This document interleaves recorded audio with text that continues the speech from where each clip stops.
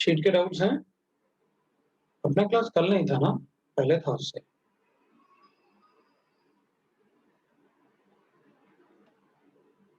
तो बताओ भाई, आपके कोई डाउट्स हैं क्या? शीट के डाउट्स हैं तो अपन शीट के डाउट डिस्कस कर लेते हैं थोड़े से। तो आप लोग मुझे डाउट्स बता दो।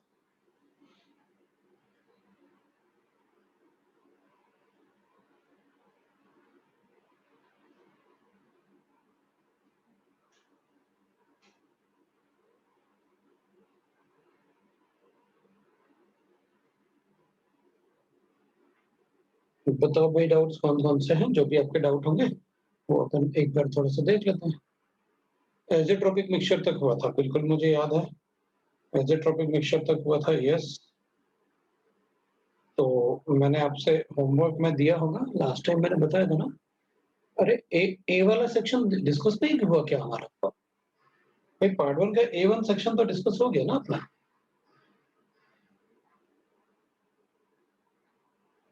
पार्ट 1 का A2 B2 A2 डिस्कस नहीं हुआ अभी अपना। A2 मतलब हाइग्रोस्कोपिक कंपाउंड है। तो हाइग्रोस्कोपिक का मतलब होता है hygroscopic, that is property of substance, किसी भी सब्सटेंस का property of substance to absorb water molecule, to absorb moisture, है ना? Absorb the moisture from the atmosphere, है ना? मॉइस्चर फ्रॉम एटमॉस्फेयर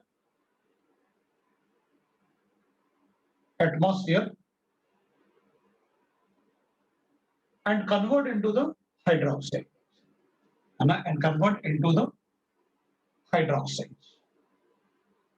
तो एक्चुअली क्या होता है ना? एक्चुअली क्या होता है कि अपने पास ये हाइड्रोक्साइड में अगर कन्वर्ट होगा तो जैसे Na2CO3 है, थोड़ा सा मॉइस्चर एब्जॉर्ब करेगा तो NaOH बनाएगा। NaCl है, ये भी मॉइस्चर एब्जॉर्ब करके NaOH बनाता है। तो इस टाइप के कंपाउंड्स जो मॉइस्चर एब्जॉर्ब करके अपने हाइड्रोक्साइड बनाते हैं उनको अपन कहते हैं हाइग्रोस्कोपिक कंपाउंड्स। तो ये प्रॉपर्टी होता है किसी भी सब्सटेंस का, तो सभी के पास नहीं होता। कुछ कुछ कंपाउंड्स हैं जो अपने कंपाउंड जो वाटर के जनरली वो जो वाटर ऑफ क्रिस्टलाइजेशन बनाते हैं तो वो मॉइस्चर को एब्जॉर्ब करते हैं। फिर आपने मुझसे कहा है दूसरा कंपाउंड जो आपने दूसरा पूछा जो आपने, वो है B2 का सेकंड एंड थर्ड। ठीक है भाई, B2 का मोल फ्रैक्शन ऑफ दिस निकालना है अपन को। ठीक है, तो फर्स्ट वाले पार्ट में आपने मोलालिटी कैलकुलेट कर लिया होगा। तो molality is equal to mole fraction of solute into 1 minus ये ऐसे होता है XB multiply by 1000 into divide by molecular weight of solvent. और मोलालिटी आपने फर्स्ट वाले पार्ट में कैलकुलेट किया होगा, तो सेकंड वाला पार्ट आ जाएगा। और मोलारिटी फर्स्ट वाले से कैसे कैलकुलेट किया? आपको मोलारिटी दे रखा है, so molarity into 1000 divided by 1000 into density, density भी दे रखा है, और molarity into molecular mass of solute. लो भाई, इन दोनों को इक्वेट कर देते हैं। मॉलिक्यूलर मास ऑफ सॉल्वेंट अपन को पता है, that is a aqueous solution, तो बता देंगे।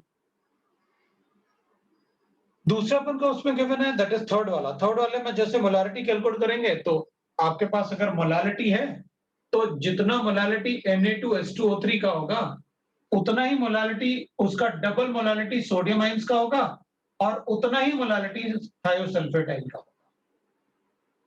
थायोसल्फेटाइन का होगा, ये ना हो गया, दैट इज द कंसंट्रेशन। भाई अगर जितने मोल्स इसके होंगे उसके डबल मोल्स सोडियम आयन के होंगे और उतने ही मोल्स थायोसल्फेट के होंगे, तो बता दिया अपन, हो गया अपना आंसर। अब बताओ, बोलो तो कैलकुलेशन कर देता हूँ अब सब्स्टिट्यूट करके। आपके पास है सारा कुछ, सब्स्टिट्यूशन भर करना है तो आप कर सकते हो। देखो भाई, और कोई डाउट है तो आप बताओ। इसमें आप इन दोनों को इक्वेट कर दो। मोलारिटी आपको गिवन है 3 molar, so 3 into 1000 divided by 1000 into density. Density 1.58 given है आपको, माइनस मोलारिटी आपको 3 गिवन है, और molecular mass of solute is 158। ये लो भाई हो गया आपका मोलैलिटी। मोलैलिटी को मैं लिख लेता हूं, दैट इज कितना गिवन है अपन को, दैट विल बी, अब मोल फ्रैक्शन ऑफ सॉल्यूट पूछा है अपन से, तो इसका x भी अपन को कैलकुलेट करना है, 1 माइनस x। ये 1000 into molecular mass of solvent, solvent is water, ये लो हो, x भी पूछा है अपन से, मोल फ्रैक्शन ऑफ सॉल्यूट बता देंगे अपन। और अपन से वेट परसेंट पूछा है, तो वेट परसेंट बता देंगे, उसमें क्या,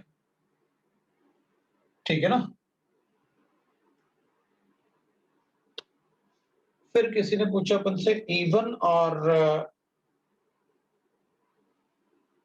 इवन तो अपन ने क्लास में किया हुआ है वैसे, और F4 F5, ठीक है। तो इवन पूछा है और F4 F5 भी पूछा है, तो अपन बताएंगे भाई इवन F4 F5। F2 भी पूछा है, F4 भी पूछा है, F5 भी पूछा है, और इवन। पहले इवन बताता हूँ। इवन में लिखा है mixture of organic liquid A and water under 1 atmospheric pressure, how many gram of steam distilled, how many grams of steam will be condensed to obtain 1 gram of a distillate, ठीक है। अपन को organic liquid given है और water given है, तो organic liquid and water मतलब immiscible liquids. अगर immiscible होगा तो P total will be equal to vapour pressure of organic liquid plus vapour pressure of water. ये अपन को 1 एटमॉस्फेयर गिवन है, और vapour pressure of water 739 given है मुझे। सो P ऑफ लिक्विड मेरे पास आ गया, और वो वाटर अपन को 739 गिवन है। देयरफॉर P ऑफ लिक्विड मेरे पास आ गया, दैट इज इक्वल टू 21, ये आ गया। अब अपन को पता है for immiscible liquids P of liquid divided by P of water is equal to number of moles of liquid divided by number of moles of water. P of liquid आपको given है, और number of moles of liquid मतलब weight of liquid divided by molecular mass of liquid multiplied by molecular mass of water divided by weight of water. क्या पूछा है अपन से? अपन से question में पूछा है what is the mass of the steam distilled condensed to obtain 1 gram of liquid A in the distillate. How many gram of steam, मतलब अपन को ये पूछा है, और ये अपन को 1 ग्राम के करना है, तो ठीक है। P of liquid is 21 by 739 will be equal to weight of liquid कितना, 1 ग्राम। Molecular mass of liquid is given to me, that is 123 multiply by molecular mass, this is 18, और ये अपन कैलकुलेट करके बता देंगे, ये आपका आंसर E1, ठीक है। Immiscible liquids के लिए ना, we know that how to write। अब आपने मुझसे पूछा है F2, F2 को बता देता हूँ।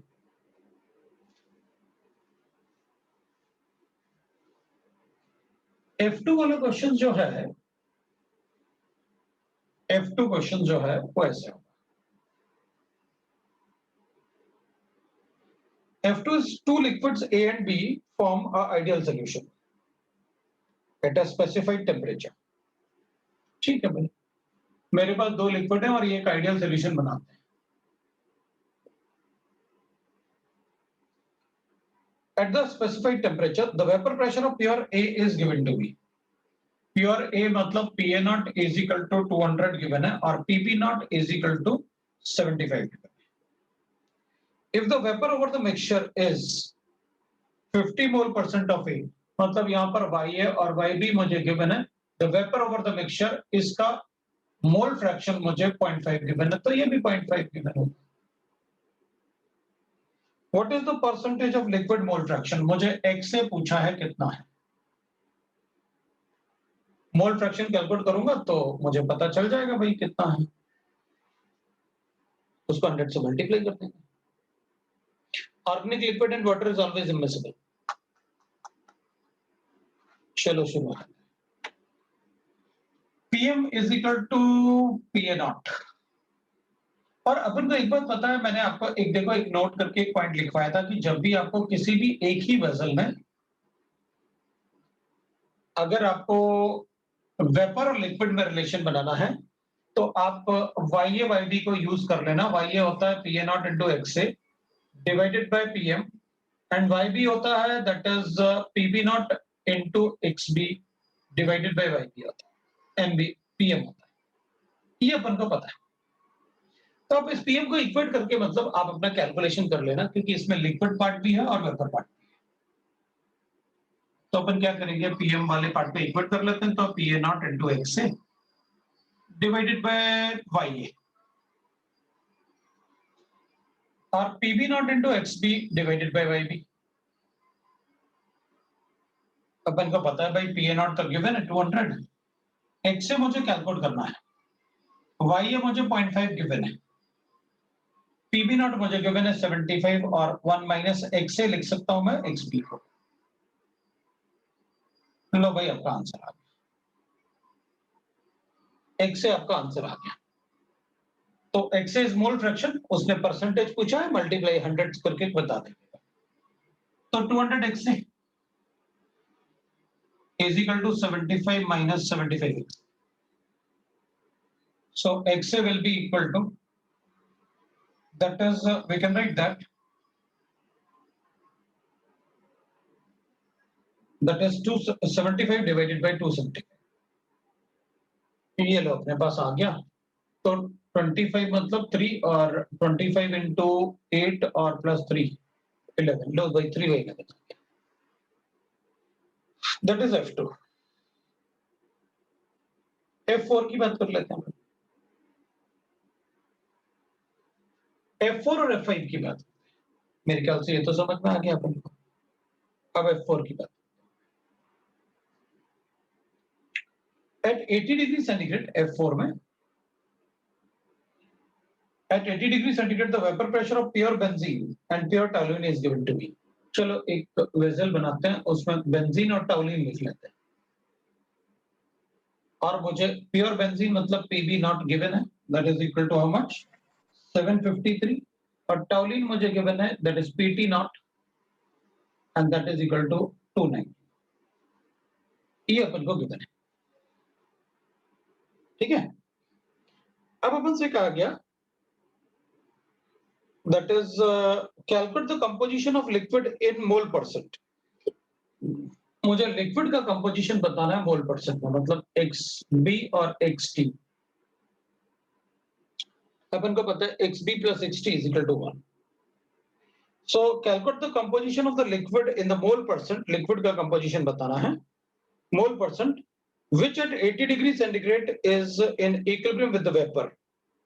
और वेपर में अपन को गिवन है YB is equal to 0.3 और YT is equal to 0.7। उसने कहा कि जब इक्विलिब्रियम है तो वेपर में बेंजीन जो है वो 0.3 है। तो सेम कंसेप्ट, इसको फिर इक्वेट करते हैं, ये लिखते हैं। तो अपन लिखेंगे भाई, इक्वेट करेंगे तो अपन लिखेंगे बेंजीन के लिए, पहले अपन बेंजीन के लिए लिखेंगे तो PB naught into XB divided by YB is equal to PT naught into XT divided by YT। ये बेंजीन है और ये टॉलुइन है। चलो फिर लिख लेते हैं भाई, PB नॉट अपन को गिवन है 750।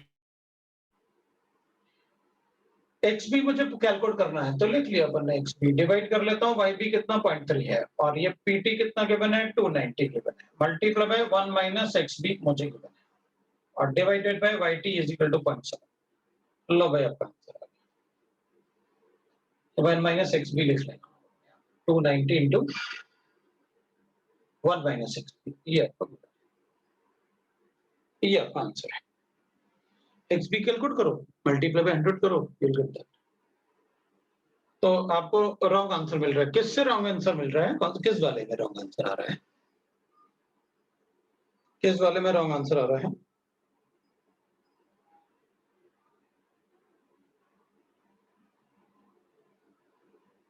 F4 में तुमको रॉन्ग आंसर आ रहा है, ठीक है। तो vapour pressure of pure benzene आपको गिवन था वो, तो ठीक है भाई, तो मैं इसको हटा लेता हूँ और कैलकुलेशन कर देते हैं। रॉन्ग आंसर आ रहा है तो अपन देख लेते हैं भाई क्या पूछा है।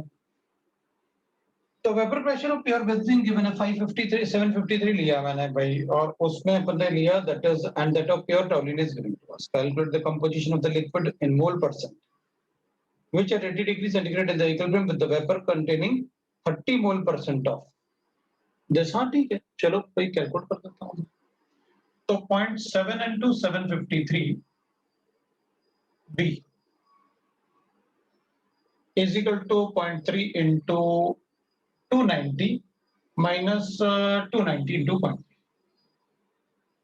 into 0.3, right?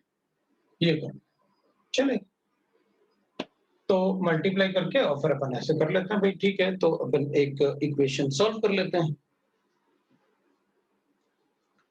तो आप इस इक्वेशन को सॉल्व करो और बताओ कितना आ रहा है अपने आंसर, बता देते हैं भाई इस इक्वेशन को सॉल्व करके।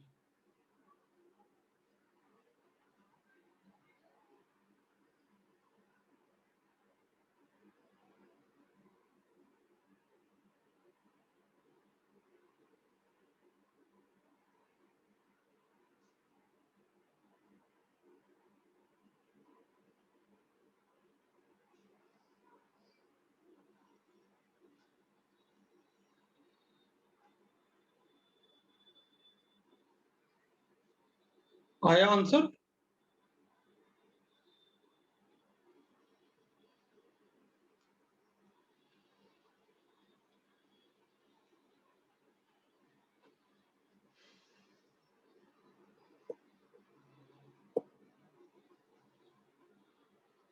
देखो भाई,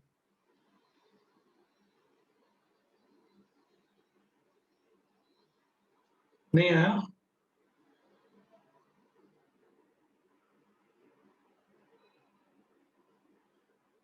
इधर लेके आते हैं तो प्लस कर लेते हैं।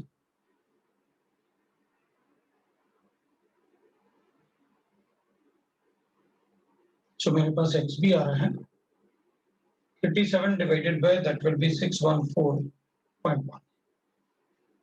तो 87 डिवाइडेड बाय कर लेते हैं अपन 614.1 0.14 आ रहा है, आ गया? तो फिर आ नहीं रहा है। चलो ठीक है, तो कैलकुलेशन मिस्टेक था, वो कर लिया उसने। तो जब आंसर नहीं आ रहा है तो एक बार कैलकुलेशन मिस्टेक पर चेक करो भाई, क्योंकि मुझे पता था कि अपन आप कैलकुलेशन मिस्टेक ही कर रहे हो 100%। तो F5 भी पूछा था शायद इसने। Vapour pressure of benzene and टॉल्यून is given by the equation। okay, इस टाइप से अपन को बेंजीन और टॉल्यून गिवन है अपन को, और वो उनका वेपर प्रेशर अपन को mm ऑफ मर्करी में गिवन है। अपन इससे कैलकुलेट कर सकते हैं उनका vapour pressure 180 into xb plus 90। xb is the mole fraction of benzene। ठीक है भाई, अपन क्या करेंगे for benzene, pure benzene, for pure benzene xb तो 1 होना चाहिए, और and for pure टॉल्यून xt is equal to 1 होना चाहिए, तो xb 0 होना चाहिए टॉल्यून के लिए। अगर प्योर बेंजीन 1 होगा तो देयरफॉर उसका पीबी नॉट में यहां पर अगर 1 लिखूंगा ना, क्योंकि उसने कहा है कि दोनों जो है दोनों का वेपर प्रेशर इस इक्वेशन को फॉलो करता है। तो जब प्योर बेंजीन होगा तो xb को 1 लेना पड़ेगा, तो इट विल बी 270। और जब प्योर टॉल्यून होगा तो xb का वैल्यू 0 होगा, तो it will be pt naught, that will be equal to 90। ये pb नॉट और pt naught. A solution is prepared by mixing। अब इसके मोल्स अपन को कितने 12 moles. A solution is prepared by mixing 12 moles of this and 8 moles of toluene। ठीक है भाई। And if vapors over the solution are removed and condensed। लो भाई, अपन ने एक solution बनाया जिसमें बेंजीन और टॉल्यून है, इसमें अपन को सब कुछ पता है। यहां पर अपन को क्या गिवन है, पीए नॉट, पीबी नॉट और पीटी नॉट आपको पता है, इनके मोल फ्रैक्शंस भी पता है। पीबी नॉट कितना गिवन है 270 और XB कितना गिवन है, मोल फ्रैक्शन है, बेंजीन 12 था, सो 12/20। PT नॉट अपन को गिवन है कितना, that will be equal to 90 और XT आपको गिवन है, that will be equal to 8/20। अब अपन ने कहा कि यहां पर YA YB होगा, अपन कैलकुलेट कर सकते हैं। Now this vapor is collected and condensed. इसको यहाँ पर condense करते हैं। The solution is mixed by mixing the 12 moles of this and 8 moles of this, so mole fraction आ गया। And if the vapor over the solution is collected, is removed and condensed into the liquid, and again brought to the same temperature, मतलब अपने पास ये YA YB होगा और फिर मैंने इसको equilibrium में लेके आया तो YA डैश आ जाएगा एंड YB डैश, ठीक है। What would be the mole fraction of benzene in the vapor state? मतलब आप ये Y B और T था ना, मैं अपन T B और T ही रखते हैं। ये बेंजीन है, ये टॉलिन है, ये बेंजीन है, ये टॉलिन है, तो मुझे YB डैश पूछा है। मेरे ख्याल से किसी को डाउट नहीं होना चाहिए। अपन ने ये फर्स्ट डिस्टिलेट, इसको कंडेंस करोगे तो सेकंड डिस्टिलेट, तो अपन ने काफी सारे क्वेश्चन सॉल्व किए। बोलो तो सॉल्व कर देता हूं।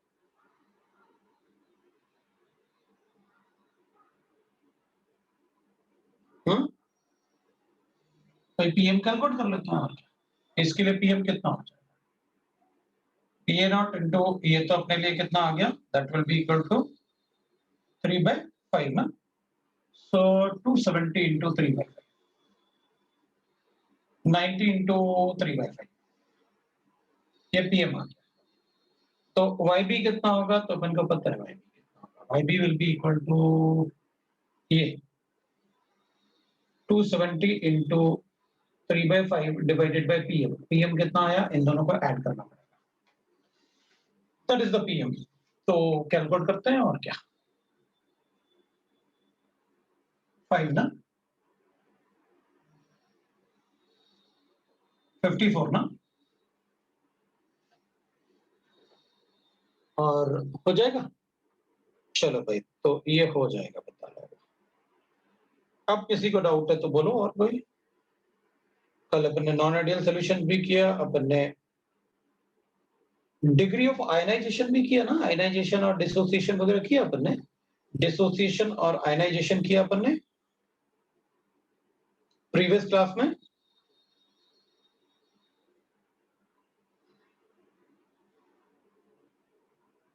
तो वेंट ऑफ फैक्टर किया अपन ने, डिग्री ऑफ डिसोसिएशन एसोसिएशन किया अपन ने, डिसोसिएशन और एसोसिएशन किया अपन ने, नहीं किया, नहीं किया भाई। तो अभी अपन डिसोसिएशन और एसोसिएशन, सर आपने इक्विलिब्रियम में पढ़ाया था, हाँ डिग्री ऑफ डिसोसिएशन मैंने इक्विलिब्रियम में पढ़ाया था, लेकिन यहाँ पर अपन को थोड़ा डिफरेंट पढ़ना।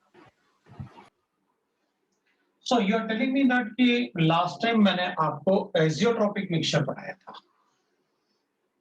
right? You are telling me that कि last time मैंने आपको एजियोट्रोपिक मिक्सचर पढ़ाया था, ठीक है। तो मिनिमा और मैक्सिमम एजियोट्रोप पढ़ाया था, ठीक है, मुझे याद आ गया। अब अपन आगे बढ़ते हैं। आज अपन पढ़ेंगे कॉलिगेटिव प्रॉपर्टीज, ठीक है। आज अपन पढ़ेंगे colligative properties,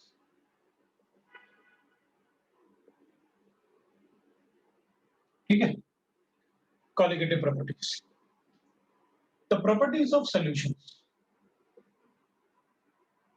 the properties of solutions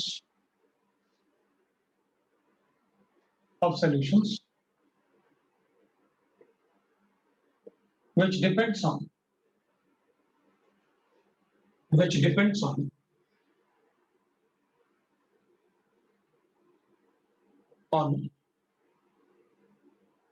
number of solid particles, only on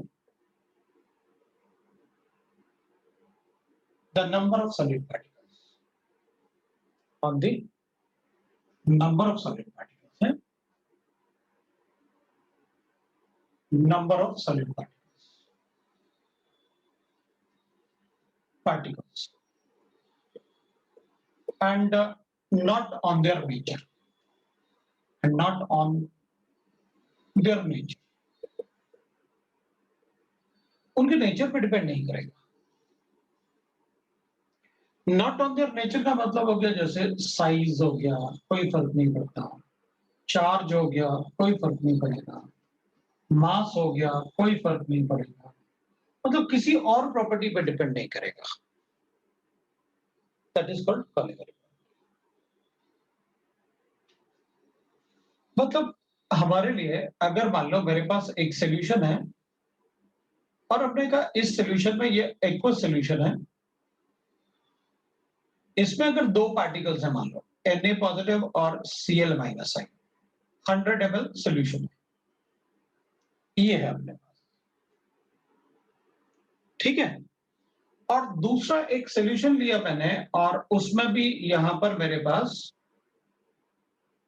suppose करते हैं अपन, मेरे पास 100 ml इसमें भी सॉल्यूशन है और इसमें मैंने दो छोटे छोटे स्टोन्स डाल दिए, या एक बड़ा स्टोन एक छोटा स्टोन, मतलब यहां पर मैंने सीधा स्टोन ही डाल दिया. तो अपन क्या बोलेंगे, यहां पर भी दो पार्टिकल है, वहां पर भी दो पार्टिकल है, दोनों सॉल्यूशन का कॉलिगेटिव प्रॉपर्टी सेम होगा. आपने लिखा ना साफ. The properties, colligative properties वो properties होते हैं which are depending on the number of particles. मतलब इसमें दो पार्टिकल हैं, it doesn't matter वो आइंस के फॉर्म में, वो आपने लिखा. ना मुझे साइज से मतलब है कि उनका बड़ा और छोटा साइज है, ना मुझे उनके चार्ज से मतलब है कि उनका चार्ज क्या है, और ना ही मुझे उनके मास से मतलब है कि उनका मास क्या है. मुझे सिर्फ मतलब है कि अगर इसमें दो पार्टिकल हैं, इसमें दो पार्टिकल हैं, तो कॉलिगेटिव प्रॉपर्टीज भी सेम. ठीक. कॉलिगेटिव प्रॉपर्टी जो होते हैं उनको अपन कॉन्स्टिट्यूशनल प्रॉपर्टीज भी बोलते हैं. कॉन्स्टिट्यूशनल प्रॉपर्टीज मतलब ऐसे प्रॉपर्टीज जो नंबर पर डिपेंड करते हैं. Colligative properties are also called constitutional properties. जो भी प्रॉपर्टीज या जो भी पैरामीटर्स नंबर पे डिपेंड करते हैं ना, उनको अपन कॉन्स्टिट्यूशनल बोल सकते हैं. तो अपन कहेंगे स्ट्रक्चरल आइसोमर्स तो नंबर पे डिपेंड करता है भाई, how many isomers are present for the compound.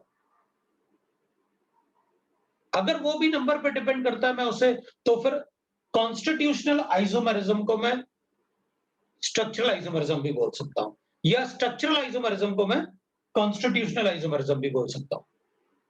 Because any parameter, any property which depends on the number of molecules या number of particles, then it will be called as constitutional property. So structural isomerism can be called as a constitutional isomerism, right? तो लिख सकते हैं, पर कोई बात नहीं, ठीक है भाई, इसको हटा देते हैं. उनको पता चल गया कि the properties which depends only on the number of particle is called colligative property. इसका मतलब ये हुआ हमको नंबर ऑफ पार्टिकल अच्छे से सॉल्यूशन में चेक करके रखना पड़ेगा कि how many particles are present in the solution. That is how we can write the colligative properties. तो what we can say is, अपन क्या बोल सकते हैं, the colligative properties are, the colligative properties, ये सीपी से अपन लिख लेते हैं. द कॉलिगेटिव प्रॉपर्टीज आर, एक तो होता है relative lowering in vapour pressure, relative lowering in vapor pressure. In vapor pressure, ये तो हमने पढ़ा हुआ भी है थोड़ा, relative lowering in vapor pressure. That is PA naught minus PS divided by PA naught is equal to mole fraction of solute, ऐसे अपन ने पढ़ा हुआ है. और relative lowering in vapor pressure. The other colligative property is elevation and boiling point. In boiling point जिसे अपन denote करेंगे delta TB से, अपन डिनोट करेंगे डिप्रेशन एंड फ्रीजिंग पॉइंट. ये भी कॉलिगेटिव प्रॉपर्टी होता है, that is a freezing point. ये तो बॉइलिंग पॉइंट है, या फ्रीजिंग पॉइंट है. Then it will be delta T. And the fourth one will be the osmotic pressure. Osmotic pressure, is also a colligative property. उसको अपन पाई से denote करेंगे. These are the 4 colligative properties. Now all these properties depends on number of particles. All these properties depends on the number of particles. So they depend on the number of particles.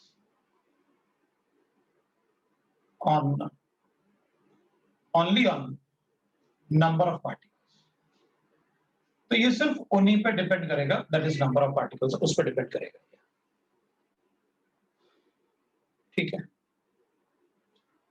अगर number of particle पर depend करेगा, इसका मतलब है अगर तो number of particle मतलब आप बार बार इसको नंबर ऑफ पार्टिकल बोल रहे हो तो ठीक है ना, हमको पता रहेगा ना हमने कितना पार्टिकल ऐड किया, तो कॉलिगेटिव प्रॉपर्टी पता रहेगा. मैं आपको बार बार नंबर ऑफ पार्टिकल इसलिए बोल रहा हूं कि भाई मेरी मर्जी, मैं देखो ऐसे करूंगा, मेरे पास ये वाटर, ठीक है भाई वाटर है मान लिया, मैंने इस वाटर में ऐड किया 1 मोल NaCl, तो अपन कहेंगे भाई कॉलिगेटिव प्रॉपर्टीज हमने 1 मोल तो ऐड किया, लेकिन colligative properties will be with respect to 2 moles. Why it is so? क्योंकि हमने तो 1 मोल पार्टिकल ऐड किए थे, हमने तो 1 मोल पार्टिकल ऐड किए थे, उस सॉल्यूशन में जाने के बाद 2 मोल्स बन गया. Why it is so? Because sodium और Cl नेगेटिव आयन वाटर में डिसोसिएट हो गए, तो वो 2 मोल्स पार्टिकल बन जाएगा. ओके, तो कॉलिगेटिव प्रॉपर्टीज विल इंक्रीज. अगर उसका डिसोसिएशन होगा तो फिर कॉलिगेटिव प्रॉपर्टीज बढ़ेंगे. That is what I mean कि कॉलिगेटिव प्रॉपर्टीज चेंज होंगे अगर उसका डिसोसिएशन या एसोसिएशन होगा. तो अपन कहेंगे अच्छा ये मतलब नॉर्मली बिहेव नहीं करते फिर सॉल्यूशन के अंदर, वो एबनॉर्मली बिहेव करते हैं सॉल्यूशन के अंदर, कि कभी किसी का डिसोसिएशन हो जाएगा, हो सकता है कभी मैंने 10 पार्टिकल ऐड किए वो 5 ही बन गए, मतलब जुड़ गए वो. तो फिर हमें कैलकुलेट करके रखना पड़ेगा कि किसका डिसोसिएशन होता है और किसका एसोसिएशन होता है.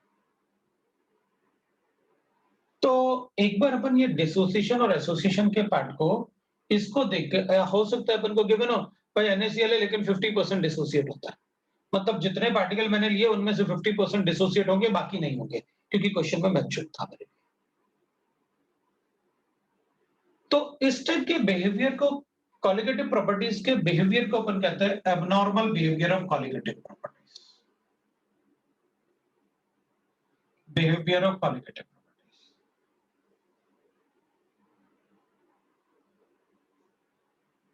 इसको कहते हैं अपन abnormal behaviour of colligative properties. तो अपन लिख लेते हैं भाई abnormal behaviour of colligative properties क्या होता है. ठीक है, तो लिखो abnormal behaviour of colligative properties. मैं उसको वर्ड्स में आपको डिक्टेट करता हूं. The abnormal behaviour of colligative properties लिखो आप abnormal behaviour of colligative properties.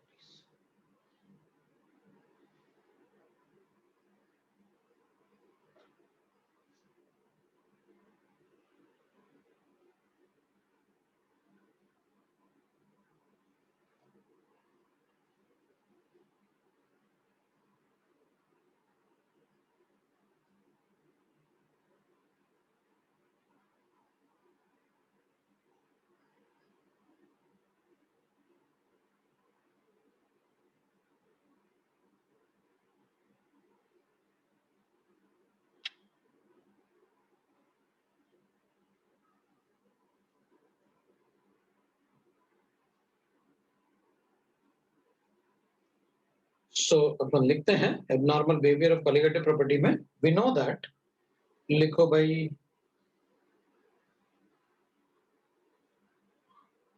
सब लिखना है, ऊपर नीचे जो भी लिखा है सब लिखना है. We know that colligative properties depends on,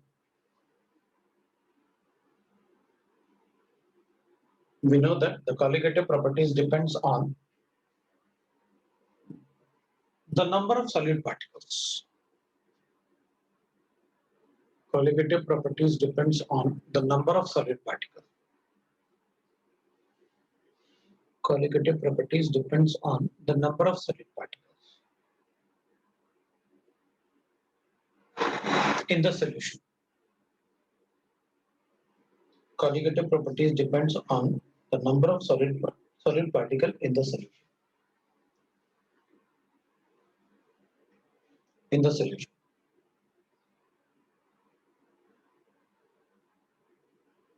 In the solution. So we must always check. So we must always check. So we must always check the dissociation and association. We must always check the dissociation and association. We must always check the dissociation and association. We must always check the dissociation and association. We must always check the dissociation and association.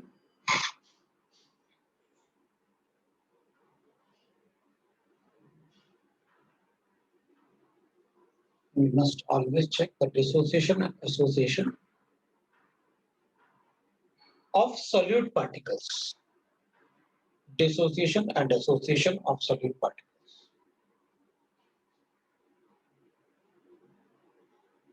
Dissociation and association of solute particles.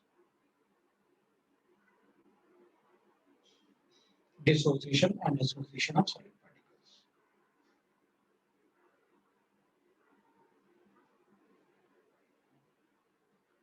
Colligative properties increases if dissociation takes place. Colligative properties increases if dissociation takes place. Colligative properties increases if dissociation takes place. Increases if dissociation takes place.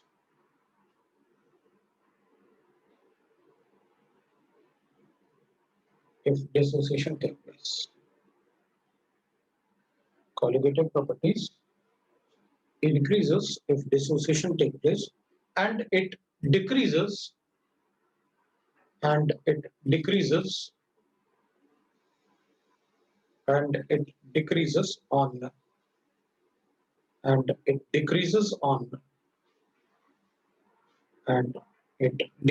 on association.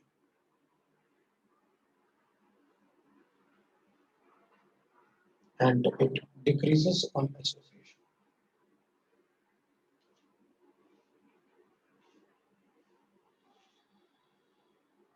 Decreases on association.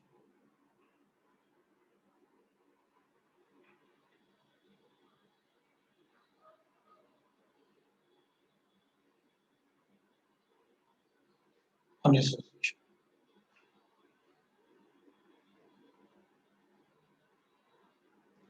This behavior of solute is governed by the factor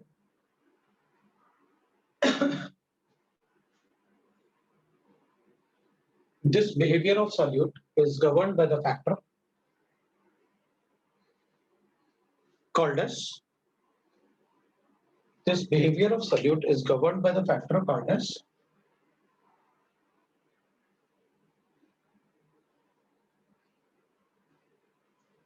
Venter factor.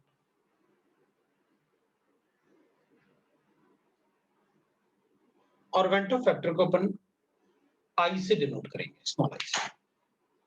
Governed by the factor called as Venter factor.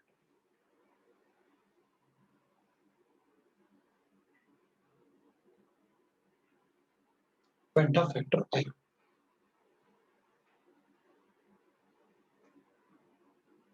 Called as Venter factor I. ठीक है? Called as Venter factor I.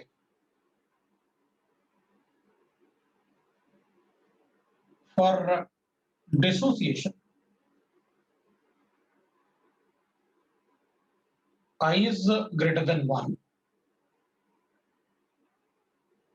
for association.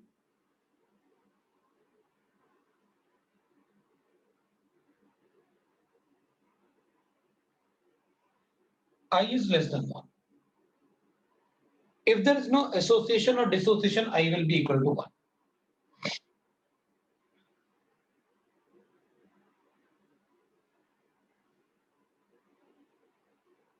If there is no dissociation or association,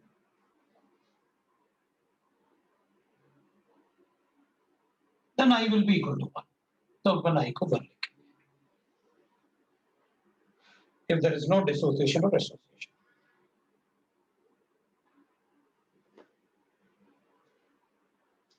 Here we'll write that I is calculated as number of particles after dissociation or association.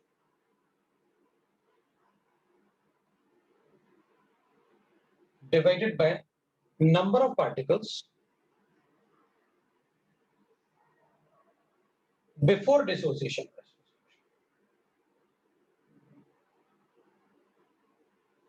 Before dissociation or association.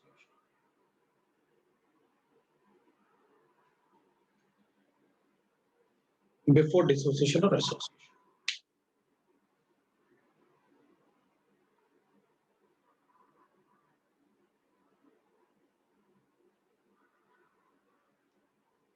Number of particles before dissociation. अब अपन ये dissociation और association के एक बार पढ़ेंगे, फिर बाद में अपन एक एक करके कॉलिगेटिव प्रॉपर्टीज को पढ़ेंगे. दैट इज रिक्वायर्ड, है ना? तो ठीक है, विल राइट लाइक दिस. अपन चेक करेंगे भी.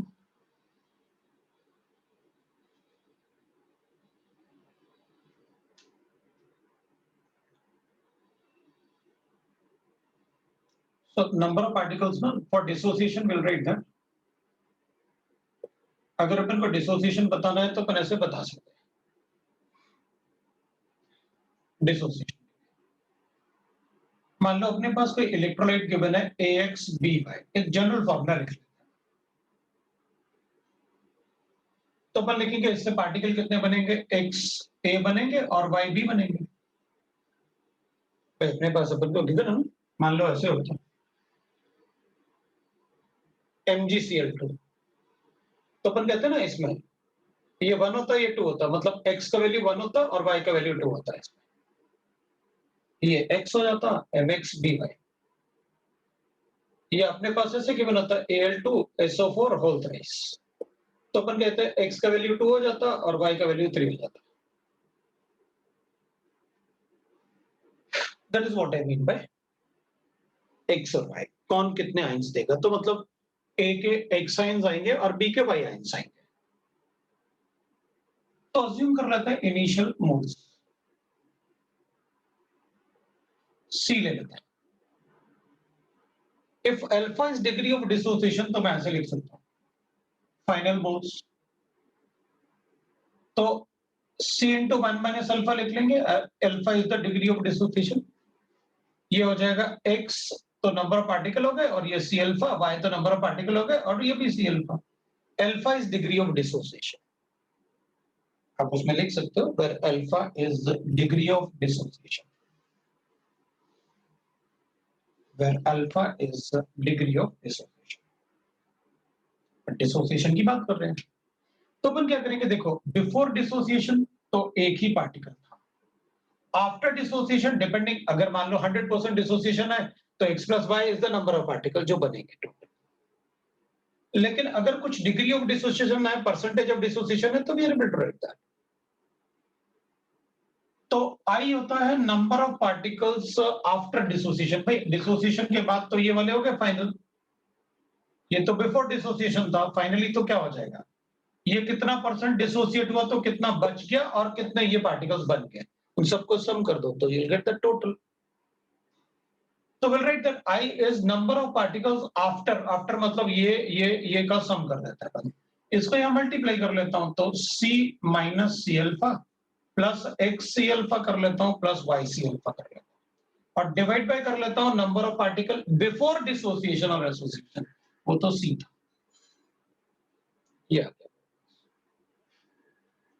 अब अपन को एक बात पता है, i will be equal to 1 minus alpha plus x alpha plus y alpha. Why it is so, see तो अपन कॉमन लेके कैंसिल कर लेंगे। अब देखो एक बात अपन को पता हो, वो क्या, अगर आप मुझे इलेक्ट्रोलाइट बता दो तो मैं एक्स और वाई का वैल्यू अपने आप से बता सकता हूं। अगर आप ये बता दो कि कोई इलेक्ट्रोलाइट के बारे में आप बात कर रहे हैं, ये तो आपने जनरलाइज फॉर्मूला लिखा हुआ है, बट जनरली कैसे कैलकुलेट करेंगे। अगर आप मुझे इसमें से इलेक्ट्रोलाइट दे दो कि किस इलेक्ट्रोलाइट की बात कर रहे हैं, तो मैं एक्स और वाई को बता सकता हूं कितना होगा। तो मैं ऐसे लिख लेता हूं, let x plus y is equal to 1, y is equal to n, n कर लेते हैं। Let x plus y is equal to n, then I can write that I will be equal to, इसको आप solve करो और बताओ x और y की जगह n सब्स्टिट्यूट कर देना, कितना आएगा वैल्यू, जरा सॉल्व करके बताओ i का वैल्यू कितना आया। कैसे लिख सकते हैं अपन in terms of alpha and n। मैंने x प्लस y को n ले लेना है, इन दोनों में से अल्फा को कॉमन लेके जरा कैलकुलेट करो और बताओ कितना आया। i का वैल्यू कितना आया आपको कैलकुलेट करके बताना है।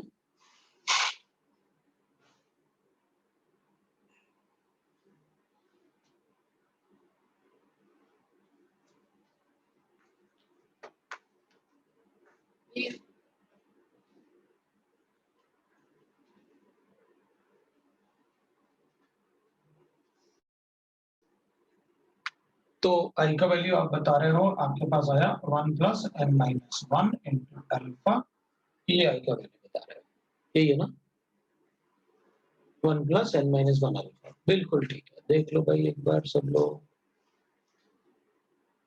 लोग देख लो, है ना। मतलब अपन इसको 1 माइनस अल्फा इंटू n, तो x प्लस वाई हो जाएगा, तो n अल्फा आ जाएगा अपने पास। उसको थोड़ा और सॉल्व कर लेते हैं तो बिल्कुल जैसे। अब अगर किसी के पास कोई डाउट है इसमें तो आप मुझे बता देना, अगर किसी को नहीं आया तो मैं उसको लिख के बताऊंगा। तो चलो ये अपन को पता चल गया कि भाई डिसोसिएट होगा तो कैसे करना। अब अपन क्या करेंगे, देखो अगर किसी का डिसोसिएशन हुआ तो मुझे डिग्री ऑफ डिसोसिएशन तो गिवन होगा ना, अल्फा का वैल्यू तो आप दोगे ना कि कितना डिग्री ऑफ डिसोसिएशन, और n वो मैं इलेक्ट्रोलाइट को देख के बता दूंगा, तो I में कैलकुलेट कर लूंगा। जैसे example, calculate I for the following.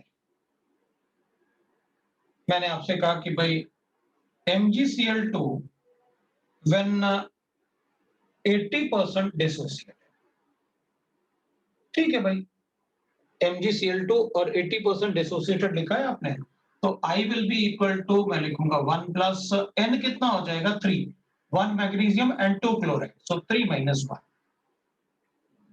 Alpha is 80 by 100 मतलब 0.8, ये लो 1 प्लस 1.6, सो 2.6 आ रहा है। देखो अगर किसी को डाउट है तो मैं कैलकुलेट करके बता सकता हूँ फिर से, वरना फिर तुम कैलकुलेट करके बताओ। Al2SO4 will thrice when 50% dissociate, तो I का वैल्यू कैलकुलेट करके बताओ for the Al2SO4 will thrice when it is 50% dissociate. तो कैसे बताओगे आप।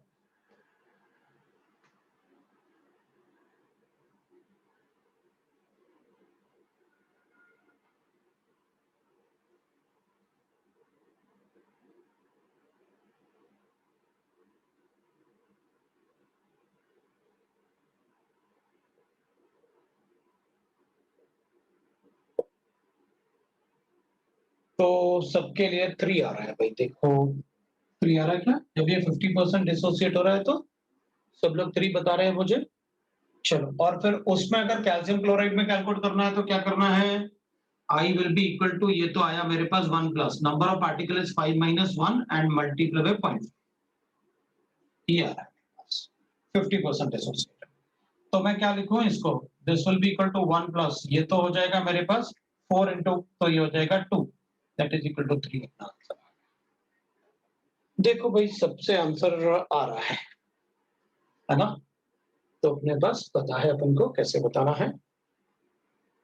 अब ये तो अपन को पता है ना कैसे काउंट करना है n का वैल्यू, भाई कितने आइंस ये देगा वो n का वैल्यू होता है। तो टोटल 3 आइंस दे रहा है तो n इक्वल टू 3 ऐसे, वो सबको पता है।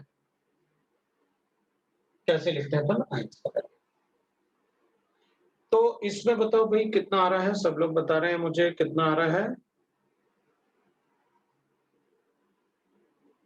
सब लोग 2.2 बता रहे हैं भाई। तो i इज इक्वल टू 2.2 लिख दूं मैं? ठीक है, अगर किसी को डाउट है तो बताएगा। अगर मेरे पास ये है K4 FeCN होल 6, ये 4 है when 75% डिसोसिएट। अब पहले एक बार देख लेना है, एक बार देख लेना।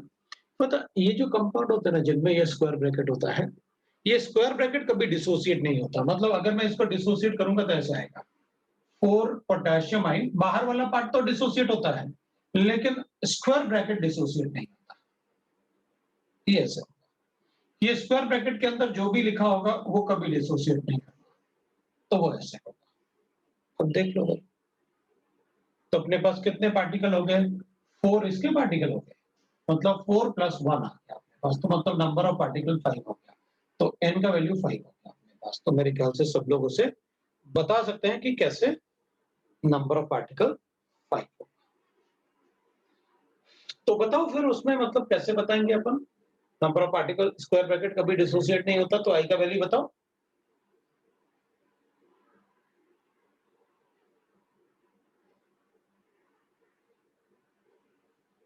%75 डिसोसिएट किया मैंने, तो n का वैल्यू आपको पता है। i का value it will be equal to 1 plus 5 minus 1 into 0.75। मेरे ख्याल से आंसर सबका आ रहा होगा, क्योंकि ये तो 4 हो जाएगा, 4 इंटू 0.75 विल बी 3, तो आंसर विल बी 4। मेरे ख्याल से सबका आंसर आ गया। अब आपको डिसोसिएशन पार्टिकल का कैलकुलेट करना आ गया कि अगर पार्टिकल में कोई डिसोसिएशन होगा तो मुझे कैसे पता लगाना है कि आपने इसका एक पार्टिकल ऐड किया था लेकिन वो 75% डिसोसिएट होंगे, तो मुझे उसके 4 पार्टिकल काउंट करने हैं। आपने एक पार्टिकल MgCl2 का ऐड किया था, अगर वो 80% डिसोसिएट हो रहा है तो मुझे उसके 2.6 पार्टिकल काउंट करने हैं।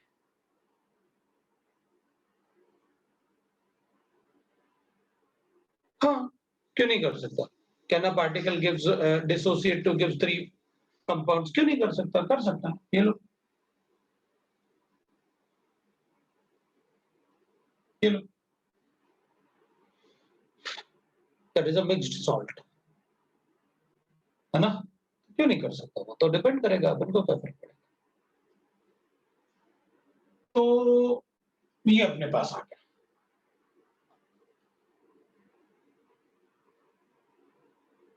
विल गेट लाइक दिस है, तो वी कैन से दैट कि भाई ऐसे अपन बता देंगे। तो नेक्स्ट अपन बात करेंगे, ये तो डिसोसिएशन की बात थी, अब अपन एसोसिएशन की बात करते हैं। Can one of the product dissociate again? अगर पहले हो सकता था तो पहले नहीं हो जाता, तो अगेन कैसे? मतलब ये बना और वापस डिसोसिएट कर दिया, ऐसा नहीं होगा, ठीक है ना? अगर हो सकता है डिसोसिएट तो पहले नहीं हो जाता डिसोसिएट। तो अब एसोसिएशन की बात करते हैं। पता है एसोसिएशन का मतलब हो गया कि देख भाई मेरे पास एक सॉल्यूशन है, उस सॉल्यूशन में मैंने 2 पार्टिकल ऐड किए और वो दोनों जुड़ के एक पार्टिकल बन गए। तब तो बन गए कि अगर 2 पार्टिकल कंबाइन होके एक बन गए तब तो एसोसिएशन ऑफ पार्टिकल हो रहा है। और अगर 2 पार्टिकल जुड़ के एक बनेंगे तो अपन कहेंगे ये तो डाइमराइजेशन हो रहा है। डाइमर मतलब 2 मिलके एक बनेगा। और अगर 3 पार्टिकल मिलके एक बना रहे हैं तो ट्राइमराइजेशन हो रहा है, मतलब 3 पार्टिकल एक, मतलब अपन ने 3 पार्टिकल है उससे एक बन रहा है, मतलब ट्राइमराइजेशन। तो अगर मान लो मैंने 30 पार्टिकल ऐड किए थे तो इधर ट्राइमराइजेशन हुआ ना अगर, तो 10 ही बचेंगे, क्योंकि 3 पार्टिकल मिलके एक बनाएंगे और आपने 30 ऐड किए थे ये पार्टिकल, तो फिर आपके पास 10 पार्टिकल मिलने वाले हैं आपको 1/3। ठीक है। तो मुझे ये पता है, अगर मुझे कोई पहले से दे देगा कि भाई देखो इसमें ना 4 पार्टिकल ऐड करूंगा और डाइमर बनता है, तो 2 ही बचेंगे, क्योंकि डाइमर के लिए तो 2-2 कंबाइन कर जाएंगे, तो अपने पास 2 पार्टिकल बन जाएंगे। तो इसका मतलब है एसोसिएशन में मुझे ये भी पता होना चाहिए क्वेश्चन में कि भाई मुझे जो पार्टिकल आप ऐड कर रहे हो उसका डिसोसिएशन, उसका एसोसिएशन में डाइमराइजेशन अज्यूम करना है या ट्राइमराइजेशन अज्यूम करना है, या तो हमें आता हो पहले से या फिर आपको क्वेश्चन में देना पड़ेगा कि उसका डाइमराइजेशन होगा या ट्राइमराइजेशन। चलो बताते हैं। मान लो मैंने ए के n पार्टिकल्स ऐड किए थे और बाद में वो यहां पर ए एन बन गए। अगर वो डाइमराइज हुए तो जितने आपने ऐड किए थे उसके आधे बन गए। डाइमराइजेशन के लिए n का वैल्यू 2 होगा और ट्राइमराइजेशन के लिए n का वैल्यू 3 होगा। अगर डाइमराइजेशन है तो n का वैल्यू 2 होगा। ठीक है, अपन कहेंगे इनिशियल मोल्स कितने हैं वो देखते हैं। इनिशियल मोल्स मैंने C ले लिया, ये 0 है। Final moles that is after association, this will be C into 1 minus beta, and this will be where beta is degree of association है, इसमें अपन बीटा को लेंगे, that is degree of association, degree of association, beta is degree of association। तो this will be equal to, अब ये तो n तो आए नहीं, तो अपन n को ना ऐसे करते हैं, इसको ऐसे लिख लेते हैं, इसको 1 by n, मतलब दोनों तरफ n से डिवाइड कर देते हैं, तो अपन इसको ऐसे लिख लेंगे, तो इधर आ जाएगा मेरे पास c बीटा by n, ऐसे लिख लूं। ऐसे क्यों? आप लिखते हो ना ऐसे, अगर मान लो मेरे पास डाइमराइजेशन हो रहा होता तो आप ऐसे लिखते ना, A gives you A2, तो डाइमराइजेशन हो गया, तो मैं इसको ऐसे भी तो लिख सकता हूं। अगर इनिशियली ये 1 है, ये 0 है, तो ये 1 माइनस x है, तो ये x/2 होगा ना। हाँ, तो आपने x यहां पर c बीटा ले रखा है, वही तो किया। ठीक है, मेरे ख्याल से सब कुछ बन गया। अब अपन i लिखते हैं, i तो after association divided by before association, मतलब this plus this divided by this is i, तो अपन ने लिख दिया भाई I will be equal to, after का मतलब हो गया क्या, C minus C beta plus C beta upon n divided by C। Before तो C था ना। अब इसमें अपन एक काम करते हैं, I will be equal to, ये आया 1 minus beta plus beta by n। जरा इसमें बीटा कॉमन लेके इसको रीअरेंज करो ना I के लिए।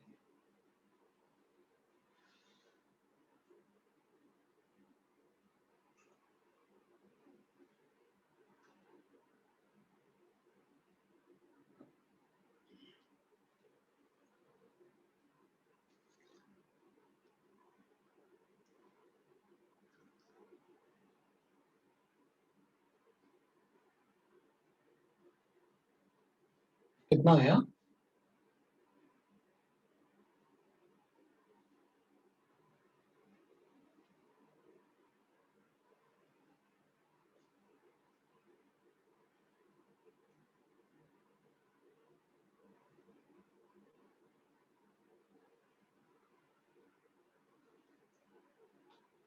देखो भाई, I का वैल्यू अगर किसी को डाउट है तो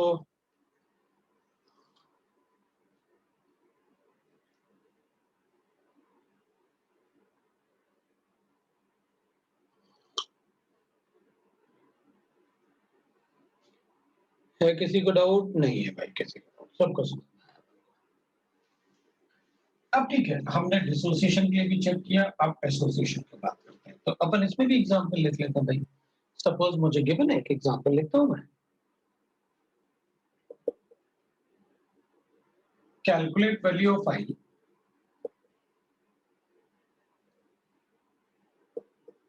Calculate the value of I. When acetic acid CH3COH is dimerized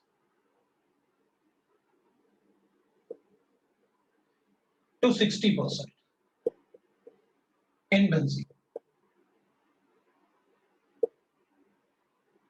actually benzene भाई अगर एसिडिक एसिड है वाटर होता तो डिसोसिएट होता, इक्विलिब्रियम मेंटेन करता, आयनिक में पड़ा हुआ है बनने।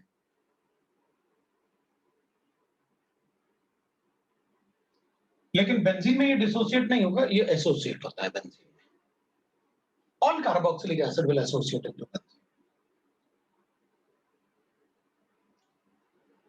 अब अपन कहेंगे आंसर लिखने के लिए कि भाई देख डाइमराइज तो n इक्वल टू 2, ट्राइमराइज होता तो इसमें n का वैल्यू अपन को पता रहता।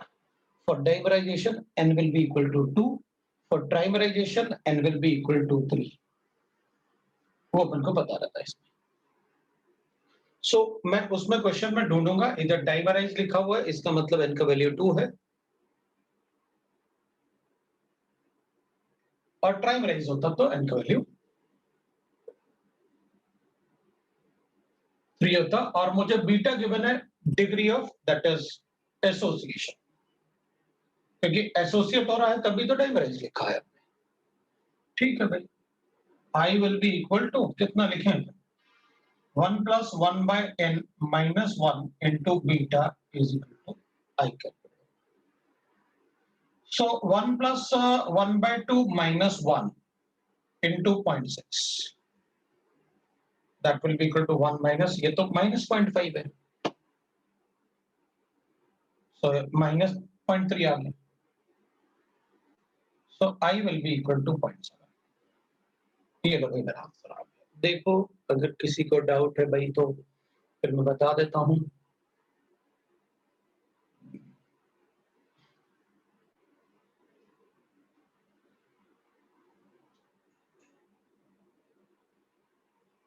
किसी को डाउट नहीं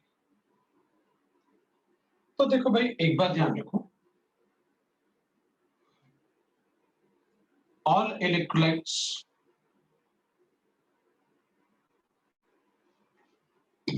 will dissociate in water।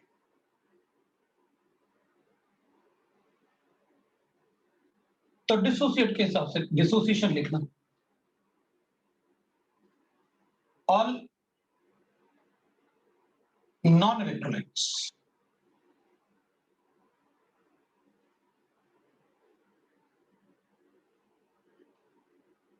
neither dissociate nor associate, nor associate।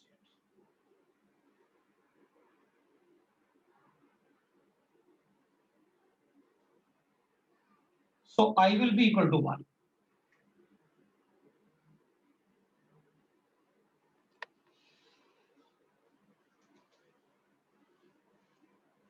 तो नॉन इलेक्ट्रोलाइट जिनके लिए I का वैल्यू 1 होता ना, they are urea, glucose, sucrose, alcohol etcetera we can write. ये वो कंपाउंड्स हैं जो ना तो डिसोसिएट होते हैं और ना ही associate.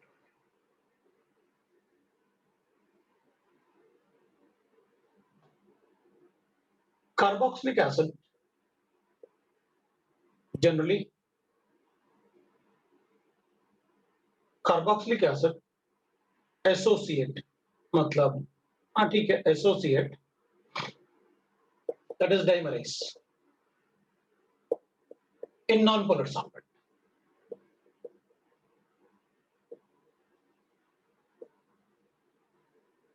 but dissociate in water, in water।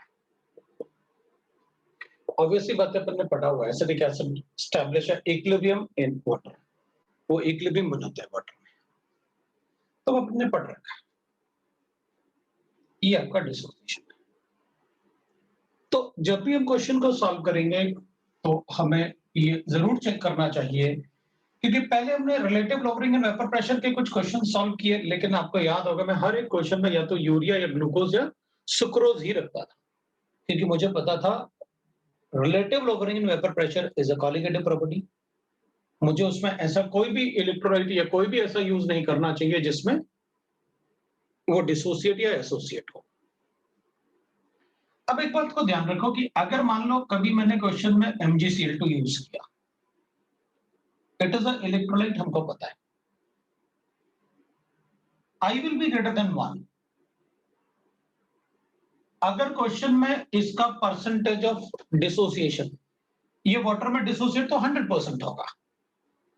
अगर क्वेश्चन में इसका परसेंटेज ऑफ डिसोसिएशन मेंशन नहीं है, you always take it as 100% dissociation for a electrolyte. आप अपनी तरफ से ले सकते हैं ऐसे। कभी कभी ऐसे भी होगा हमको कि भाई नॉन इलेक्ट्रोलाइट है, this is a strong electrolyte, हमको पता है पानी में डिसॉल्व कंप्लीटली होता है, बट मुझे क्वेश्चन में गिवन है कि इट इज 80% डिसोसिएटेड। कोई बात नहीं, हम इसको 80% डिसोसिएशन ले लेंगे। और अगर मेंशन नहीं होता तो कहते हैं 2 ले लेता आई का value because this is electrolyte. तो इलेक्ट्रोलाइट के लिए अगर परसेंटेज ऑफ डिसोसिएशन क्वेश्चन में मेंशन नहीं है, तो अपनी तरफ से मैक्सिमम वैल्यू लेके क्वेश्चन सॉल्व करना कंपल्सरी है। अपनी तरफ से मैक्सिमम वैल्यू को लेके क्वेश्चन को सॉल्व करना कंपल्सरी होगा। ठीक है, तो अपन ऐसे लिख सकते हैं। अब अपन बात करते हैं दैट इज कॉलिगेटिव प्रॉपर्टीज की, that is relative lowering in vapour pressure और relative lowering in vapour pressure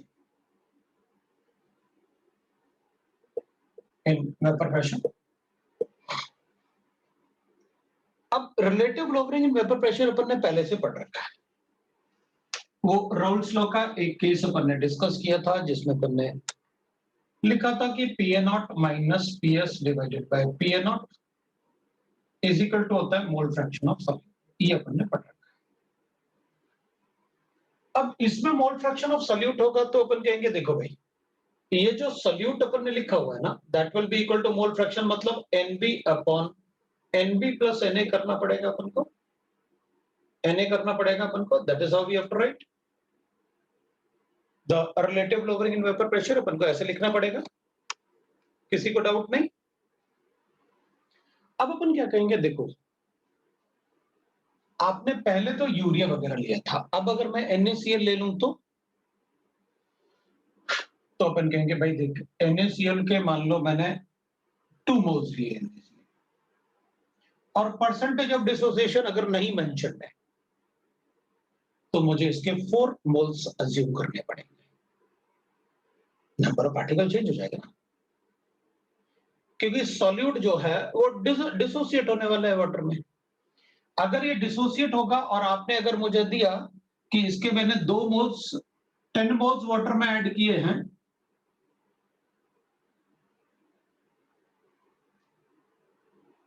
तो मुझे इसके 4 मोल्स लेने पड़ेंगे।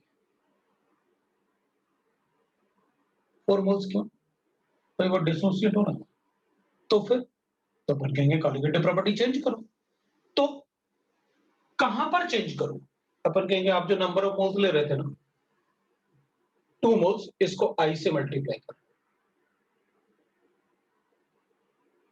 तो चेंज तो नंबर ऑफ मोल्स में होंगे ना, सॉल्यूट में चेंज होगा ना, सॉल्वेंट थोड़े डिसोसिएट होने वाला, सॉल्वेंट तो उतना ही रहेगा 10 मोल्स। तो चेंज नंबर ऑफ मोल्स किसके चेंज होंगे? सॉल्यूट पार्टिकल के। क्यों? क्योंकि आपने 2 मोल्स लिए और मेरे पास 2 मोल्स सोडियम आ गया और 2 मोल्स Cl आ गया, मतलब टोटल नंबर ऑफ पार्टिकल मेरे पास 4 मोल्स आ गए। और 4 मोल्स सॉल्यूट के हिसाब से मुझे क्वेश्चन सॉल्व करना पड़ेगा। हाँ, तो आपने I मल्टीप्लाई करके कर दो, क्या नंबर ऑफ मोल्स 2 ले लेना और ये 2 पार्टिकल देगा तो 2 से आपने मल्टीप्लाई कर लिया, I से मल्टीप्लाई करके आपने नंबर ऑफ मोल्स एडजस्ट कर दिया।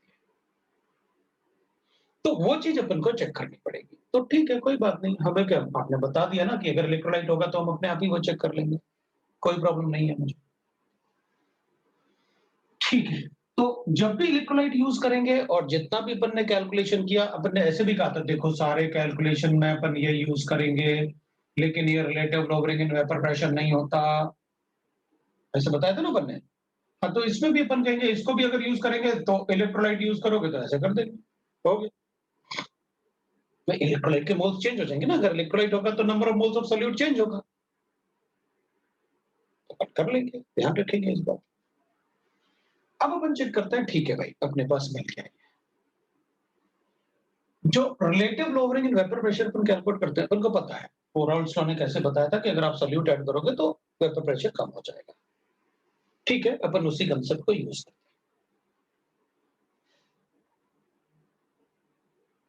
Experiment for relative lowering in vapour pressure calculation. हम कैसे relative lowering in vapour pressure experimentally खुद कैलकुलेट कर सकते हैं वो देखते हैं। The experiment is given by Ostwald and Walker method.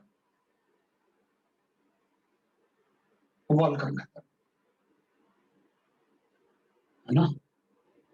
अब इस चैप्टर में तो मुझे लगता है सारे लोग आ गए, हेनरी भी था, ओस्टवाल्ड भी है, अब एडवर्ड और लियो और बचे हैं बस, है ना। हम भाई जो हैं, याद है ना, मतलब वाला तुम लोग देखते थे ओस्टवाल्ड ऑक्टोपस। अच्छा हाँ, तो फिर तुम लोगों को पता होगा, एडवर्ड और लियो भी पता होंगे कौन है ना। हम भाई जो हैं जो बोलते थे, ठीक है तो याद है, तो हेनरी भी था और ये भी है, ठीक है। अब अपन इसमें देखते हैं वो क्या करने वाला है। अब पहले मैं ना थोड़ा सा ऐसे एक्सपेरिमेंट बनाता हूँ, मतलब एक्सपेरिमेंट उन्होंने कैसे किया वो देखते हैं, ठीक है। अच्छा, नहीं अभी तो सिंचन है, मैं भी सिंचन देखता हूँ अभी। हॉस्टल कहाँ आता है, कहाँ अब तो, कहाँ टीवी देखने का भी कहाँ टाइम मिल रहा है अब तो, इतने सारे बैचेस हैं, अपन को क्लास लेना पड़ता है, तो अब तो बस क्लास ही ले रहे हैं। अब तो ऐसे लगता है बस ये खुल जाए ना, लॉकडाउन खुल जाए तो लाइफ में मजा आ जाए।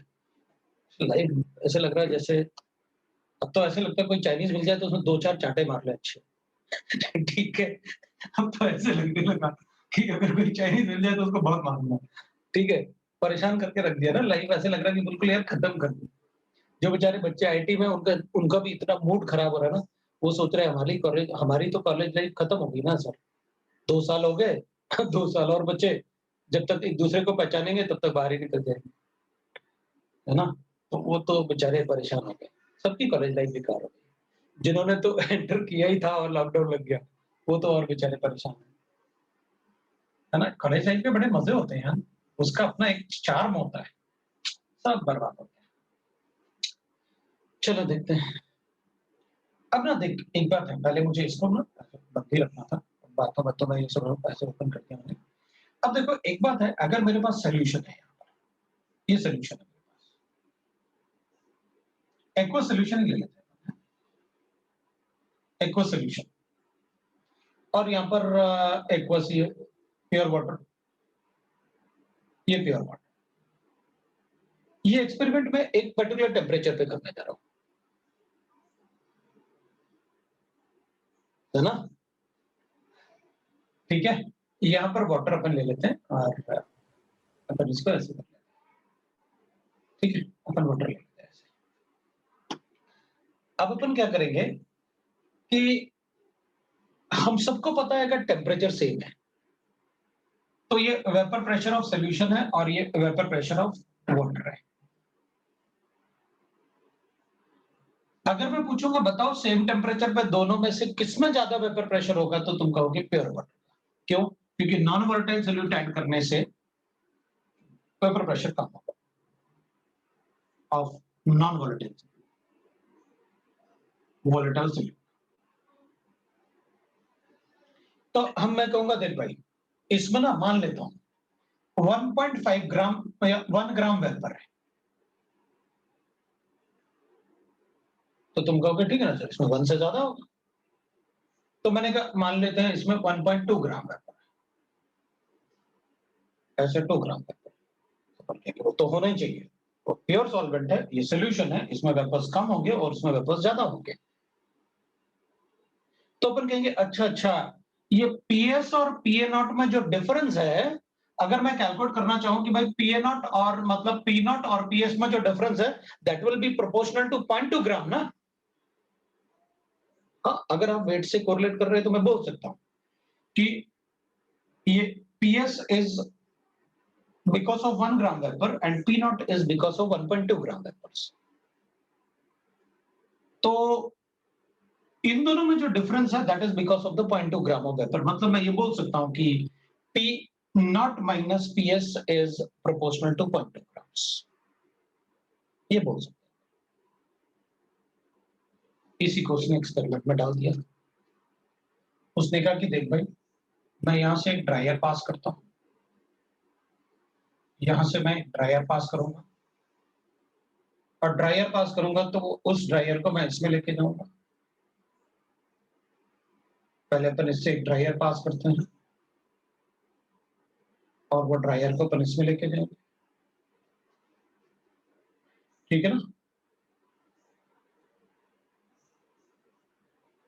और यहां पर मतलब अपन ऐसे लिख सकते हैं भाई, यहां से मैंने क्या किया, यहां से ड्रायर पास किया इससे, ये ड्रायर लिख लेते हैं हम, राइट। तो मैंने पहले से क्या कर रखा था, ये ट्यूब लगाने के पहले मुझे ना ये जो वेजल थे ना, वेजल 1 वेजल 2, इनको मैंने वेट कर लिया था फिजिकल बैलेंस से कि भाई इसका टोटल वेट कितना है, इसका टोटल वेट कितना है। बिफोर मतलब पहले मैंने मतलब ऐसा ट्यूब लगाने के पहले मैंने उसका वेट ले लिया था। अब मैंने क्या किया, मतलब ऐसे भी ले सकते हैं पर ट्यूब लगा के फर्क नहीं पड़ेगा। और यहां पर मैं लगाऊंगा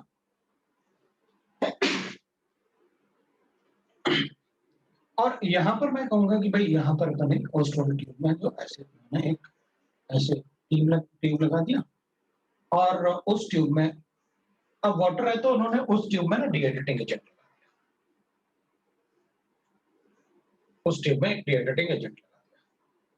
तो इसमें डिहाइड्रेटिंग एजेंट रख दिया, that is a dehydrating agent अपन कहेंगे। और डिहाइड्रेटिंग एजेंट मतलब वो वापस उस ट्यूब से जब ये ड्रायर पास करेगा ऐसे, तो यहां से वो जो भी मॉइस्चर ऐसे लेके आएगा, क्योंकि यहाँ पर कुछ मॉइस्चर तो एब्जॉर्ब करेगा, तो यहाँ पर मैं एनहाइड्रस CaCl2 डाल देता हूँ, दैट इज एब्जॉर्प्शन, वो मॉइस्चर को एब्जॉर्ब करता है। और यहाँ से वापस अपन ड्रायर निकाल सकते हैं। अब देखो अपन ने क्या किया, मुझे क्या करना है।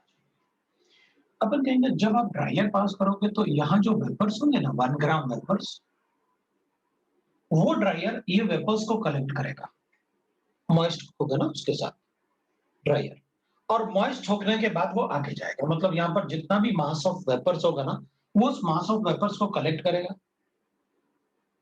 मॉइस्ट होगा और वो 1 ग्राम मास लेके इधर से इधर जाएगा। तो मैं बोल सकता हूं कि जितना वेपर यहां था ना, जो मास था, वो ये जो वेपर प्रेशर था वो इस मास की वजह से था, 1 ग्राम वेपर की वजह से था। तो मैं ऐसे लिख सकता हूं, जब ड्रायर पास करूंगा तो वो ये वेपर्स कलेक्ट करके आगे चला जाएगा, आगे जाएगा तो कितना वेपर कलेक्ट करके लेके जाएगा, जितना इसमें वेपर था। तो अपन कहेंगे loss in weight of solution of solution vessel, उसको अपन W1 से ले लेते हैं। तो ये 1 ग्राम जो होगा ना, W1 will be 1 gram is directly proportional to जितना उसमें वेपर प्रेशर था। PS is the vapour pressure. तो यहां पर जो एयर आ रहा था ना, यहां से यहां, तो इसमें air has 1 gram of vapour, यहां पर air has 1 gram of vapour, क्योंकि इसने अपने 1 ग्राम वेपर ले रखा था। तो एयर के पास 1 ग्राम वेपर था, वो वहां से लेके गया। अब जब एयर इसमें एंटर करेगा तो इसमें कितना वेपर है, 1.2 ग्राम वेपर। मैक्सिमम सैचुरेशन एयर का हो सकता है जितना मैक्सिमम वाटर में प्रेजेंट होगा वेपर्स। तो अपन कहेंगे देखो भाई, मैक्सिमम सैचुरेशन ड्राई एयर का हो सकता है 1.2 ग्राम का, क्योंकि यहां पर इसमें मैक्सिमम 1.2 ग्राम है। तो यहां से अपन कहेंगे किसी भी ड्रायर का मैक्सिमम सैचुरेशन लेवल तब आता है जब वो उसको किसी प्योर सॉल्वेंट से पास करे।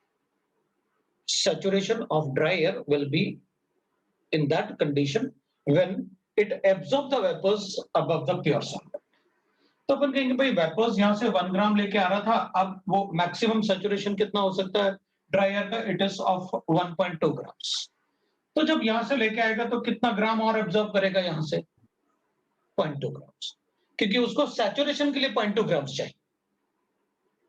तो अपन कहेंगे देखो भाई, अगर 1 ग्राम लेके आया था और यहां से वो सिर्फ 0.2 ग्राम लेगा, तो फिर लॉस एंड वेट तो इसमें सिर्फ 0.2 ग्राम हुआ।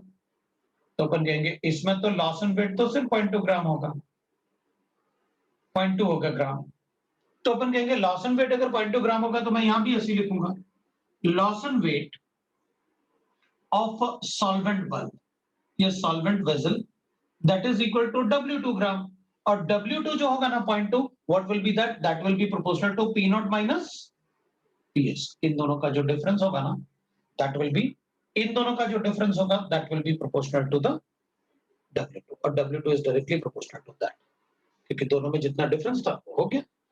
अब जब ड्राई एयर यहां से आएगा तो इसके पास कितना होगा, तो अपन कहेंगे एयर हैज 1.2 ग्राम वेपर, क्योंकि उतना ही लेके जा सकता है ना वो।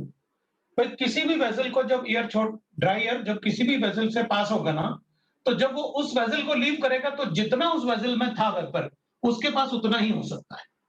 इधर 1 ग्राम था, इसके पास 1 ग्राम है, इधर टोटल कितना था 1 ग्राम, इधर भी 1.2, इधर 1.2 ग्राम था, ये 1.2 लेके ही आगे जा सकता है। तो फिर 1 ग्राम तो पहले से था, तो इधर मैक्सिमम कितना लेगा वो 0.2 ग्राम, तो 1.2 लेके आगे जाएगा, क्योंकि इसमें पहले से कितना था 1.2 ग्राम। जिस वेसल में जितना वेपर प्रेशर होता है, एयर उस वेसल को जब लीव करेगा तो उसके पास उतना ही हो सकता है। तो अपन कहेंगे इसके पास 1.2 होना चाहिए, लेकिन 1 तो पहले से लेके आ रहा था, तो कितना होगा फिर, यहां कितना एब्जॉर्ब करेगा, ओनली 0.2। ठीक है। अब जब वो इससे पास करेगा तो ऑब्वियस सी बात है, ये तो डिहाइड्रेटिंग एजेंट है, जो 1.2 ग्राम आपने वाटर था इसके अंदर, ड्रायर के अंदर, वो तो यहाँ एब्जॉर्ब हो जाएगा, तो यहाँ क्या हो जाएगा gain in weight. Gain in weight कितना होगा W1 प्लस W2, इतना गेन इन वेट हो जाएगा। उसके बाद ड्रायर बाहर निकल जाएगा। तो अपन कहेंगे ठीक है भाई, कोई बात नहीं, मैं इसको ऐसे लिख सकता हूँ फिर तो, रिलेटिव लॉवरिंग वेपर प्रेशर को कैसे, भाई आपने कहा इसमें अगर मैं W1 प्लस W कैलकुलेट करूं तो मेरे पास P नॉट आ जाएगा, इन दोनों को ऐड कर दो, you'll get P नॉट। हाँ, तो ऑब्वियस सी बात है, ये W1 प्लस W2 ही तो था जो प्योर सॉल्वेंट में था, that is equal to P not, vapour pressure of pure solvent. तो अपन ऐसे लिख सकते हैं, P not minus PS divided by P not will be equal to P not minus PS कितना है, P not minus PS is equal to W divide by W1 का। अगर मुझे weight in gram, the Lawson weight in the solution vessel, Lawson weight in the solvent vessel given है, तो भी मैं relative lowering in vapor pressure calculate करके बता सकता हूँ, क्योंकि ये डिफरेंस इज W2, इन दोनों में जो वेपर का डिफरेंस होता है that is lowering in vapour pressure. इसमें सॉल्यूट ऐड करने से कितना वेपर प्रेशर कम हो गया 0.2। दोनों अगर पेयर सॉल्वेंट रहे होते तो इसमें कितना सॉल्यूट ऐड करें कि मतलब इसमें सॉल्यूट ऐड करने से कितना कम हो गया 0.2, that is W, the lowering in vapour pressure. तो अगर मैं कहूंगा बताओ कितना सॉल्यूट ऐड किया, तो अपन कहेंगे ठीक है, आपने पहले मुझे बता रखा है कि this is equal to mole fraction of solute, तो मैं मोल फ्रैक्शन कैलकुलेट कर सकता हूं, number of moles of solute divided by number of moles of solute plus number of mole of solvent. अगर इलेक्ट्रोलाइट होगा तो मल्टीप्लाई कर लूंगा। तो ऐसे अपन कैलकुलेट कर सकते हैं, या फिर इसको ऐसे भी लिख सकते हैं, so loss in weight of solvent vessel। हाँ, तो वो तो आपने W2 लिख रखा है, उसमें बताने की जरूरत क्या है, loss in wait of solvent vessel divide by W1 plus W2। यहां लिख सकता हूं मैं gain in weight of anhydrous CaCl2।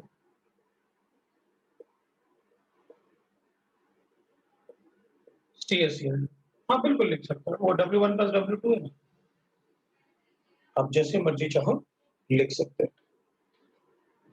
This is Ostwald Walker method. इसमें अपन को क्वेश्चन मिलेंगे तो फिर बिल्कुल सॉल्व करेंगे। अगर अपन को कोई क्वेश्चन मिलता है तो अपन इसमें बिल्कुल सॉल्व करेंगे। और अब आपका होमवर्क क्योंकि अब अपना टाइम भी हो गया, है ना? तो अपन होमवर्क डिसाइड कर देता हूँ मैं 1 मिनट, और फिर आप लोग तब तक नोट करो, मैं होमवर्क डिसाइड कर लेता हूँ अपन कितना कर सकते हैं।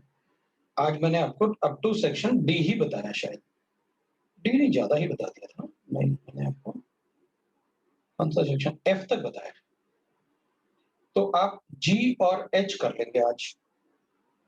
जी, एच और आई, 2-2 क्वेश्चंस हैं, पार्ट 1, पार्ट 2।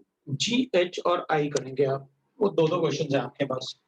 सो होमवर्क एक्सरसाइज 1 का part 1, part 2, G, H and I section, ये आपको करना है। Part 1, part 2। ठीक है? बढ़िया। सब लोग बोल रहे हैं अब हो जाएगा, आप चिंता मत करो। यार अगर ऐसा हो जाए कि तुम लोग जो मैं कहूँगा वो कर लो और मैं चिंता ना करूँ, तो मुझे मज़ा आ जाए। है ना?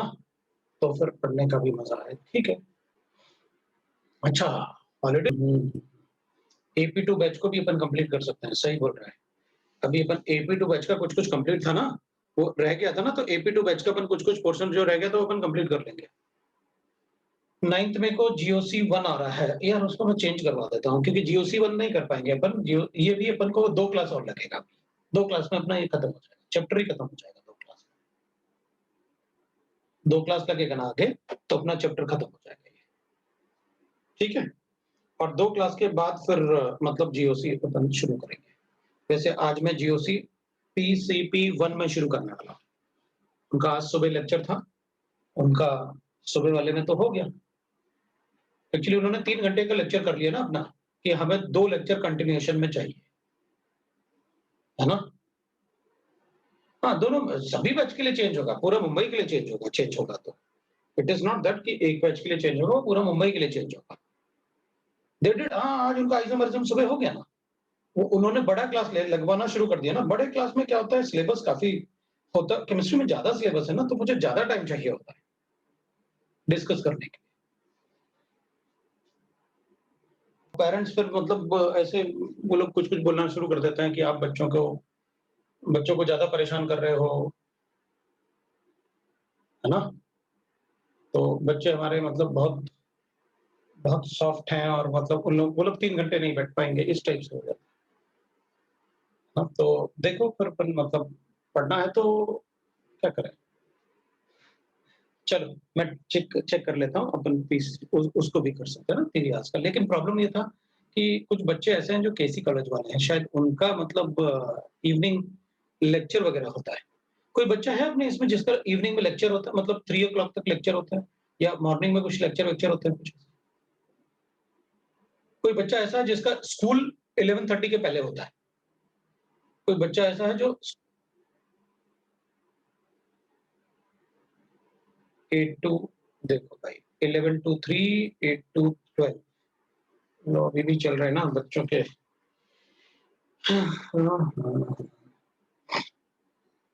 कॉलेज के वेकेशंस हैं।